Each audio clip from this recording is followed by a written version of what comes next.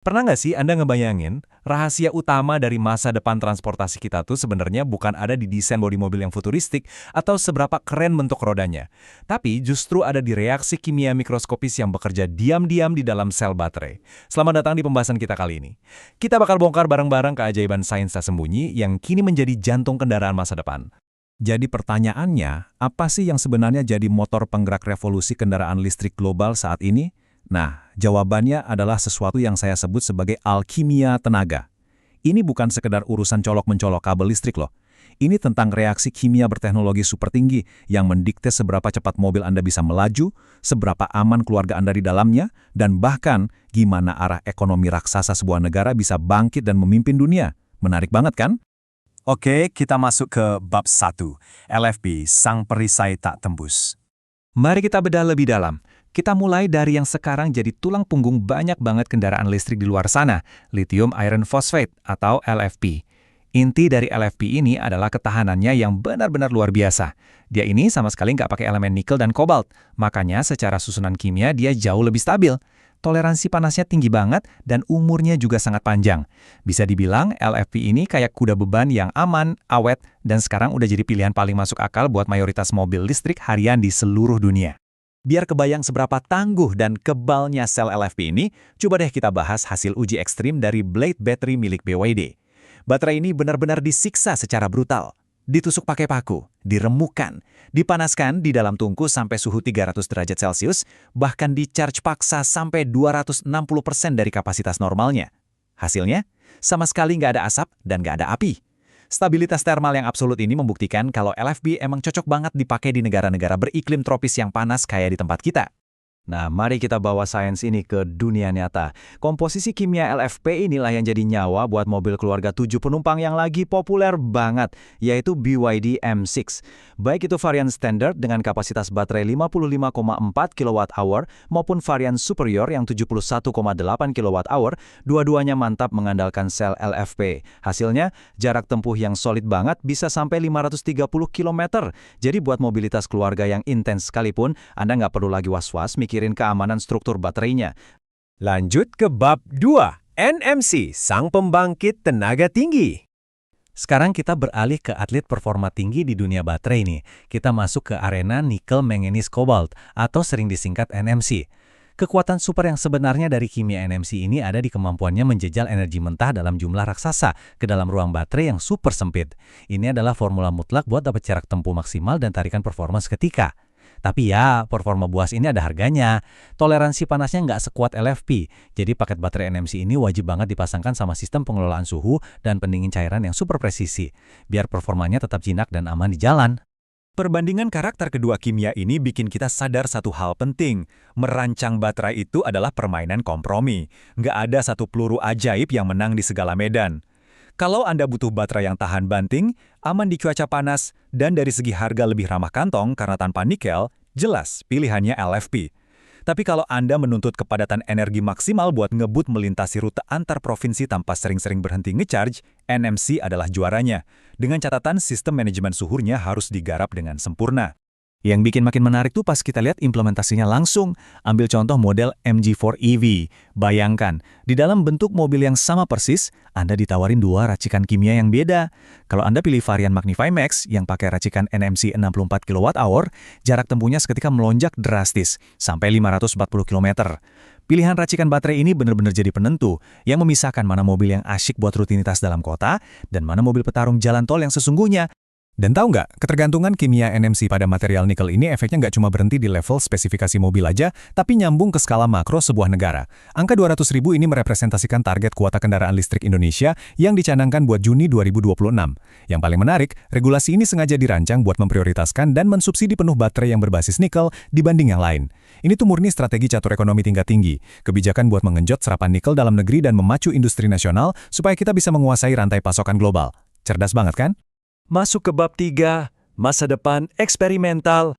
Sesudah bahas realitas LFP dan NMC hari ini, yuk kita intip sedikit lebih jauh ke depan, melampaui era lithium. Kita masuk ke dalam lab-lab sains super canggih tempat masa depan eksperimental lagi asyik digodok. Kenalkan, sodium ion. Ini bisa dibilang sebagai baterai idaman merakyat. Kenapa? Karena teknologi radikal ini mencoba ninggalin litium yang makin langka dan mahal itu, lalu menggantinya pakai material garam mentah yang gampang banget dicari di bumi. Eksperimen ini menjanjikan energi murah yang bisa diakses semua kalangan, ngurangin risiko geopolitik, dan hebatnya, performa sodium ini nggak gampang drop waktu dipakai di suhu dingin ekstrim. Terus, di sisi spektrum yang beda lagi dari sodium tadi, ada inovasi yang ngejar batas maksimal kepadatan tertinggi, namanya semi-solid dan solid state. Baterai yang udah nggak pakai atau minim cairan ini sekarang udah berhasil nembus kepadatan energi yang luar biasa, sampai 288 watt-hour per kilogram. Dan asal Anda tahu, ini bukan cuma sekedar fiksi ilmiah di atas kertas loh.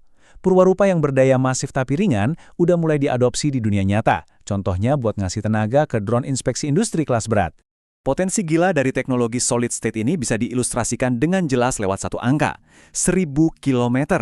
Ya, 1000 km itu adalah batas jarak tempuh teoretis dalam satu kali cas penuh yang nantinya bisa disalurkan sama teknologi eksperimental ini buat mobil-mobil masa depan. Kebayang nggak sih? Itu artinya ke depan kita mungkin nggak bakal perlu lagi pusing mikirin jadwal mampir ke stasiun pengisian daya pas lagi perjalanan jauh antar kota. Aits, tapi tunggu dulu. Sebelum kita terlalu terbawa euforia, mari kita kembali ke realitas sebentar. Baterai berwujud padat itu artinya dia nggak punya cairan elektrolit buat ngehubungin sel-sel kimia di dalamnya. Nah, biar material padatnya ini bisa bersentuhan dengan sempurna, itu butuh tekanan fisik mekanis yang super ekstrim, sekitar 10-20 megapascal. Syarat fisika yang ekstrim inilah yang pada akhirnya bikin biaya produksinya jadi luar biasa mahal. Ditambah lagi, proses memindahkan teknologi ini dari kemurnian skala lab kecil ke tingkat pabrik komersial yang masif itu benar-benar tantangan yang sangat kompleks. Bab 4. Ekosistem dan daur ulang. Pertanyaan terbesarnya sekarang, lantas mau kita apakan jutaan kotak kimia ini kalau masa pakai 8 tahun mereka di jalanan udah habis? Nah, peta jalan dari Indonesia Battery Corporation atau IBC ngasih kita gambaran strateginya. Mereka sadar betul, seiring adopsi besar-besaran dan mulainya subsidi nikel di tahun 2026, kita harus gerak cepat. Mulai dari 2027 sampai 2028, fasilitas daur ulang tahap awal bakal mulai dibangun dan mentargetkan operasi penuh di tahun 2029 sampai 2030. Timeline ini tuh udah dihitung matang-matang buat mencegat dan mengelola limbah baterai bekas dari gelombang adopsi masa kini. Dan fakta mengenai daur ulang baterai masa depan ini benar-benar mengejutkan. Teknologi ini didesain dengan tingkat efisiensi yang nyaris tanpa celah. Bayangin, sampai 99% logam nikel yang sangat vital di dalam sel baterai lama itu bisa ditarik dan diekstraksi ulang secara utuh. Cuma 1% aja yang hilang. Jadi, alih-alih berakhir jadi tumpukan limbah berbahaya, sel baterai lawas itu sendiri malah bermutasi jadi semacam tambang sekunder yang bakal terus berputar. Pesan dari Pak Toto Nugroho, Direktur Utama IBC ini, menurut saya sangat krusial. Fakta bahwa kita bisa mendaur ulang nikel sampai efisiensi 99%, ini harusnya cukup buat meredakan kekhawatiran banyak pihak, termasuk pemerhati lingkungan yang takut kalau revolusi EV ini cuma bakal menguras habis cadangan nikel alam kita. Ternyata, kenyataannya nggak seburuk itu kok. Lewat daur ulang ini, kita tuh sebenarnya lagi ngebangun ekonomi sirkular yang terus berputar, bukan cuma mengonsumsi lalu membuang begitu saja. Jadi, poin penting yang bisa kita tarik dari semua ini adalah, waktu kita ngomongin soal baterai, kita tuh nggak lagi cuma ngebahas deretan spesifikasi teknis di brosur mobil. Entah itu sel LFP yang tahan disiksa api, racikan NMC yang sanggup meroketkan kita sejauh lebih dari 500 km, atau keajaiban sodium murah di masa depan. Semua evolusi kimiawi ini pada dasarnya lagi jadi fondasi untuk menghidupi kita. Reaksi-reaksi mikroskopis inilah yang secara harfiah merangkai peradaban dan mendikte seperti apa infrastruktur transportasi buat generasi anak cucu kita nanti. Sebagai penutup, saya mau ninggalin Anda dengan satu pemikiran yang cukup tajam ini. Selama lebih dari 100 tahun, kekuasaan dan geopolitik dunia selalu ditentukan oleh siapa yang memonopoli sumur minyak. Nah sekarang, ketika aturan mainnya mulai bergeser secara radikal ke arah siapa yang jago merekayasa reaksi kimia sel dan siapa yang sukses mengunci ekosistem daur ulangnya, siapakah yang pada akhirnya bakal mendominasi panggung dunia esok hari? Terima kasih udah ikut menyelami misteri sains dan masa depan energi bareng saya hari ini.